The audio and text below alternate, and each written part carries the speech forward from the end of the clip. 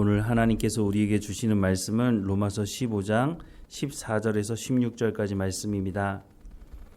로마서 15장 14절에서 16절까지 말씀 함께 읽겠습니다. 내 형제들아, 너희가 스스로 선함이 가득하고 모든 지식이 차서 능히 서로 권하는 자임을 나도 확신하노라. 그러나 내가 너희로 다시 생각나게 하려고 하나님께서 내게 주신 은혜로 말미암아 더욱 담대히 대량 너희에게 쏟노니, 이 은혜는 곧 나로 이방인을 위하여 그리스도 예수의 일꾼이 되어 하나님의 복음의 제사장 직분을 하게 하사 이방인을 제물로 드리는 것이 성령 안에서 거룩하게 되어 받으실 만하게 하려 하심이라. 아멘. 한때 찬양 중에 축복송이라는 찬양이 유행한 적이 있습니다. 아마 한국교회 전교인들이 부르지 않았을까 싶을 정도로 많은 사람들이 불렀던 축복송은 베드로전서 2장 9절 말씀을 가지고 만든 찬송이었습니다.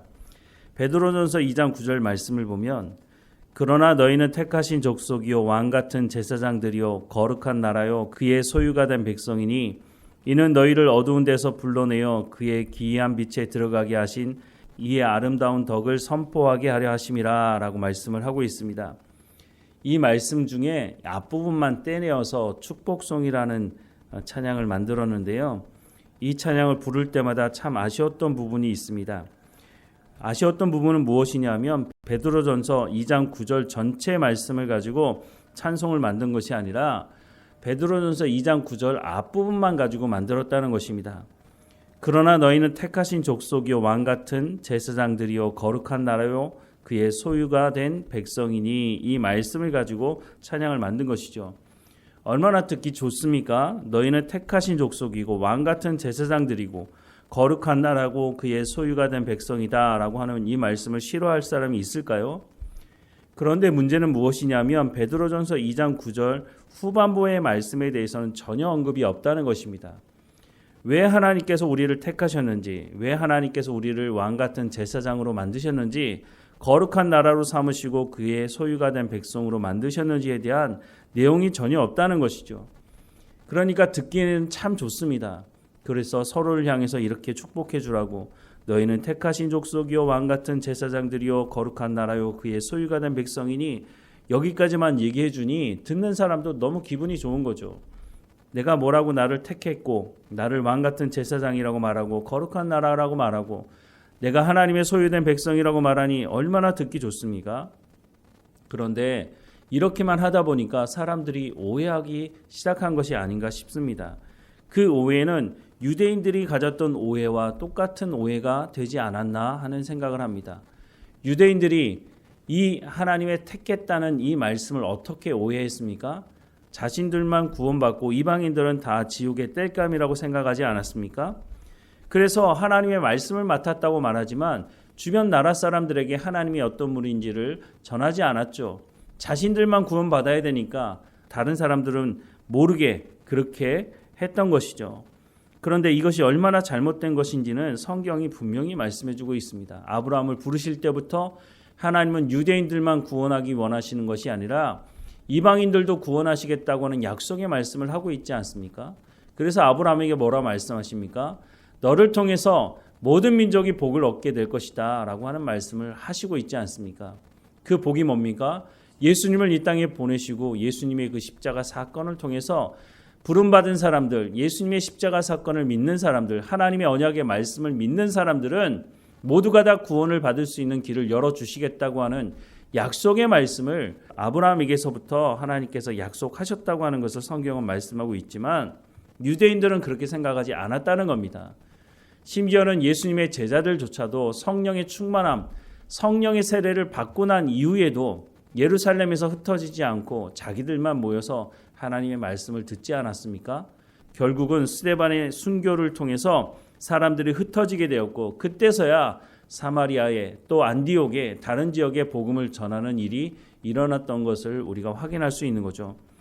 우리가 이 축복송이라는 찬양을 하면서 너희는 택하신 족속이요 왕같은 제사장들이요 거룩한 나라요 그의 소유가 된 백성이니, 여기까지만 우리가 알고 이 찬양을 서로를 향해서 해주고 있다면 우리가 이런 잘못된 오해를 충분히 가질 수 있는 상황이 될 수 있다는 것을 우리가 기억해야 한다는 것이죠. 예수님은 우리에게 뭐라고 말씀하십니까? 마태복음 28장 18절에서 20절 말씀해 보면 예수께서 나와 말씀하여 이르시되 하늘과 땅의 모든 권세를 내게 주셨으니 그러므로 너희는 가서 모든 민족을 제자로 삼아 아버지와 아들과 성령의 이름으로 세례를 베풀고 내가 너희에게 분부한 모든 것을 가르쳐 지키게 하라. 볼지어다 내가 세상 끝날까지 너희와 항상 함께 있으리라 하시니라 라고 말씀하지 않습니까? 또 사도행전 1장 8절 말씀해 보면 오직 성령이 너희에게 임하시면 너희가 권능을 받고 예루살렘과 온 유대와 사마리아와 땅끝까지 이르러 내 증인이 되리라 하시니라 라고 말씀을 하고 있습니다. 베드로전서 2장 9절 후반부에 뭐라고 말씀합니까? 이는 너희를 어두운 데서 불러내어 그의 기이한 빛에 들어가게 하신 이의 아름다운 덕을 선포하게 하려 하심이라 라고 말씀을 하고 있습니다. 왜 하나님께서 우리를 택하신 족속이라고 말씀하고 왕같은 제사장들이라고 말하고 거룩한 나라고 그의 소유가 된 백성이라고 말하고 있습니까? 그 이유가 뭐라고요? 이는 너희를 어두운 데서 불러내어 그의 기이한 빛에 들어가게 하신 이의 아름다운 덕을 선포하게 하려 하심이라 라고 말씀하고 있습니다. 이렇게 하기 위해서 우리를 택하셨고 우리를 왕같은 제사장이라고 말하고 거룩한 나라고 그의 소유가 된 백성이라고 말씀하고 있다고 하는 것입니다. 그런데 이 앞부분만 자꾸 말하기 시작하니까 사람들이 유대인들이 가졌던 그 잘못된 선민의식을 가지는 것처럼 가지고 있지 않은가 싶은 생각을 합니다. 그래서 복음을 전하지 않는 것은 아닌가. 나만 구원받으면 됐지라고 생각을 하니까 복음을 전하지 않는 삶을 살아가는 것은 아닌가 하는 생각을 하게 되는 것이죠. 오늘 본문의 말씀에도 보면 사도 바울은 자신을 가리켜서 제사장 역할을 하고 있다라고 말씀하고 있습니다. 16절 말씀에 보면 이 은혜는 곧 나로 이방인을 위하여 그리스도 예수의 일꾼이 되어 하나님의 복음의 제사장 직분을 하게 하사 이방인을 제물로 드리는 것이 성령 안에서 거룩하게 되어 받으실 만하게 하려 하심이라 라고 말씀을 하고 있습니다. 제사장의 가장 중요한 역할 중에 하나는 하나님과 사람 사이에 들어가서 하나님과 사람 사이에 깨어진 관계를 연결시키는 역할을 하는 것이 제사장이 중요한 역할인 것이죠. 어떻게 하면 하나님과 사람 사이에 깨어진 관계를 연결시킬 수 있을까요? 그것은 바로 복음을 전하는 것입니다. 하나님의 말씀을 알지 못하고 죄 가운데 살아가는 사람들에게 예수 그리스도의 십자가의 복음을 전하는 것입니다. 그래서 그 사람들이 하나님의 말씀을 듣고 예수 그리스도의 십자가 사건을 믿고 하나님의 말씀을 믿음으로 말미암아 예수 그리스도를 구주로 영접하게 되고 그래서 하나님과의 관계가 회복되는 하나님과 친밀한 화목된 관계가 될 수 있도록 하는 역할을 하는 것이 바로 제사장의 역할이라고 하는 것입니다. 그래서 사도 바울이 내가 이 역할을 하고 있다. 내가 복음을 전하고 있는데 그 복음을 전하는 것은 바로 내가 복음의 제사장 직분을 감당하고 있는 것이다. 그래서 이방인들이 하나님께 드려질 수 있도록 나는 이 역할을 하고 있다라고 말씀을 하고 있는 것이죠. 단순히 복음을 전하는 일로 끝나는 것이 아닙니다. 복음을 전하려면 우리가 복음이 무엇인지를 제대로 알아야 되겠죠. 그래서 우리 가운데 로마서가 주어져 있다는 것이 얼마나 감사한 줄 모릅니다. 물론 다른 말씀에도 복음이 무엇인지에 대해서 말씀하고 있지만 복음이 무엇인지 이렇게 잘 정리가 된 성경의 말씀은 아마 거의 없을 것입니다.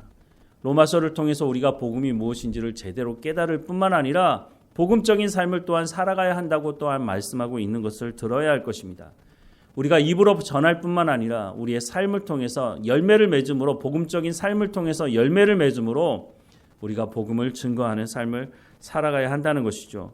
앞서 말씀을 드린 것처럼 너희는 택하신 족속이요 왕같은 제사장들이요 거룩한 나라요 그의 소유가 된 백성이니 이 말씀이 틀렸다고 말씀을 드리는 것이 아닙니다. 이 말씀이 맞습니다. 그렇다면 이 말씀에 합당한 삶을 너희가 이제는 살아가야 한다라고 말씀을 하고 있다고 하는 것이죠. 이는 너희를 어두운 데서 불러내어 그의 기이한 빛에 들어가게 하신 이의 아름다운 덕을 선포하게 하려 하심이라.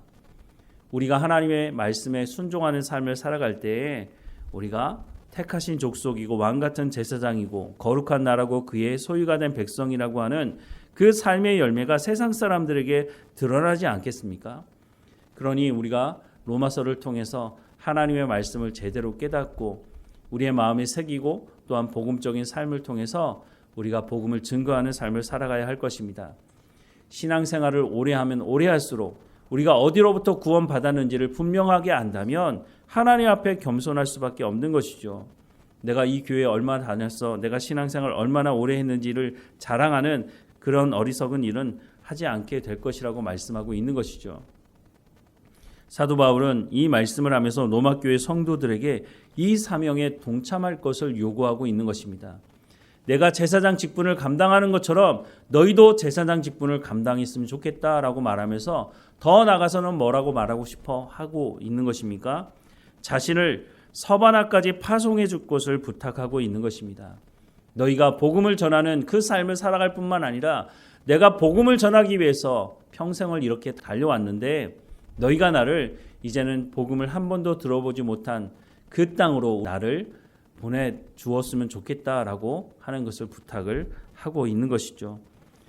너무 감사한 것은 제가 먼저 말을 꺼낸 것이 아닌데 성도들이 먼저 우리가 선교해야 되지 않겠느냐고, 우리가 직접 그 땅에 가지 못할지 모르지만 우리가 재정적으로라도 적은 것이라도 우리가 후원했으면 좋겠다고 성도들이 먼저 말을 꺼낸 것이 얼마나 감사한지 모릅니다.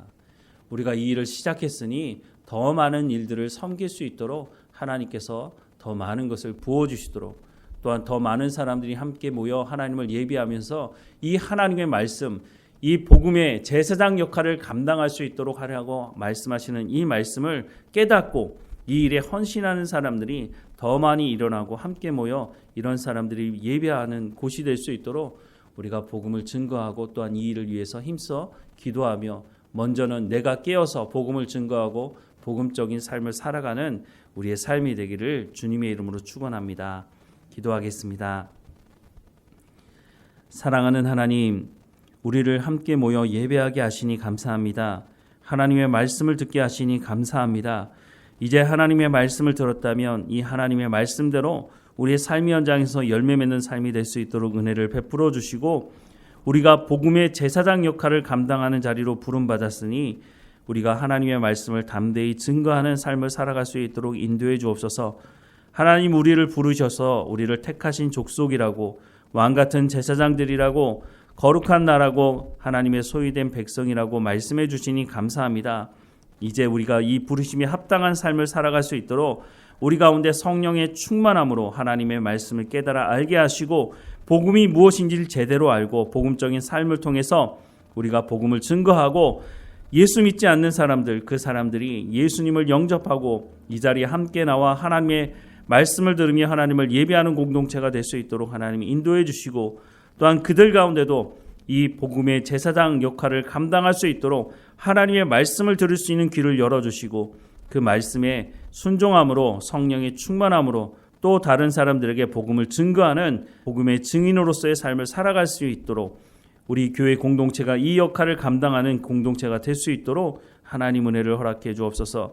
말씀을 전하는 제게도 성령의 충만함으로 하나님의 말씀을 온전히 증거하게 하시고 모든 성도들은 하나님의 말씀을 듣고 삶 현장에 가서 성령의 열매를 맺어가는 삶이 될 수 있도록, 그리고 다시 돌아와서 하나님께 영광을 돌리며 감사하는 예배를 드리는 이곳이 될 수 있도록 하나님 은혜를 허락해 주옵소서.